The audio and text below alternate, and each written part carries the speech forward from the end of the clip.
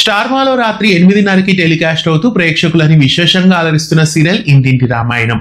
ఇంటింటి రామాయణం సీరియల్ గురించి మనం మాట్లాడుకుంటే, ఈ సీరియల్ హిందీలో గతంలో కొన్ని సంవత్సరాల క్రితం టెలికాస్ట్ అయిన కహాని గర్గర్కి రీమేక్ గా తెలుగు ప్రేక్షకుల ముందుకు 20 సంవత్సరాల తర్వాత తీసుకొచ్చారు. అయితే ఈ సీరియల్లో పల్లవి రామశెట్టి అవని క్యారెక్టర్ లో ప్రేక్షకులని ఎంతగానో అలరిస్తోంది. ఈ సీరియల్ 8:30 PM స్లాట్ లో టెలికాస్ట్ చేయడానికి మెయిన్ కారణం పల్లవి రామశెట్టి. ప్రస్తుతం ఈ సీరియల్ కి ఇంత ప్రేక్షకాదరణ వస్తుందంటే అది పల్లవి రామశెట్టి వలన మాత్రమే అని చెప్పాలి. ప్రస్తుతం కొత్త సీరియల్స్ కూడా స్టార్ మాలో రాబోతున్నాయి. గోదావరి సీరియల్ ప్రోమో ఒకటి ప్రస్తుతం టెలికాస్ట్ అవుతుంది. అలాగే మలయాళ సీరియల్ అయిన మలదూరం మున్పేకి రీమేక్ గా మరో స్టార్ మా సీరియల్ కూడా ప్రేక్షకుల ముందుకు రాబోతుంది.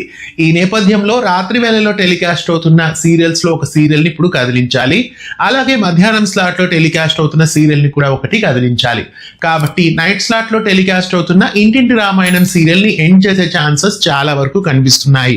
ఎందుకంటే ఇంటింటి రామాయణం సీరియల్ కన్నడ, తమిళ, మలయాళ భాషల్లో కూడా రీమేక్ చేశారు. అయితే తెలుగులో టెలికాస్ట్ అయిన ఎపిసోడ్స్ అక్కడ టెలికాస్ట్ కాలేదు. చాలా త్వరగా ఆ సీరియల్ ని అక్కడైతే క్లోజ్ చేశారు.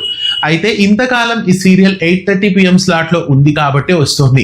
త్వరగా ఈ సీరియల్ ని ఎండ్ చేయండి బాబు, మేము చూడలేక చేస్తున్నామని కూడా అభిమానులు రాస్తున్నారు. అయితే ఇంటింటి రామాయణం సీరియల్ ఇక ఎండ్ అయిపోయినట్లే అని అనుకోవచ్చు.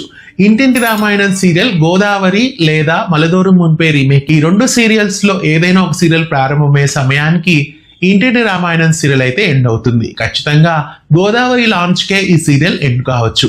మార్చి నెలలో ఇంటింటి రామాయణం సీరియల్ ఎండ్ అయ్యే ఛాన్సెస్ చాలా వరకు కనిపిస్తున్నాయి.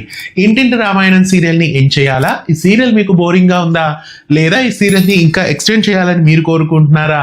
మీ అభిప్రాయాన్ని కామెంట్ చేయండి. ఇలాంటి మరెన్నో వీడియోస్ కోసం మన ఛానల్ ని సబ్స్క్రైబ్ చేసి పక్కనే ఉన్న బెల్ ఐకాన్ ని యాక్టివేట్ చేయండి.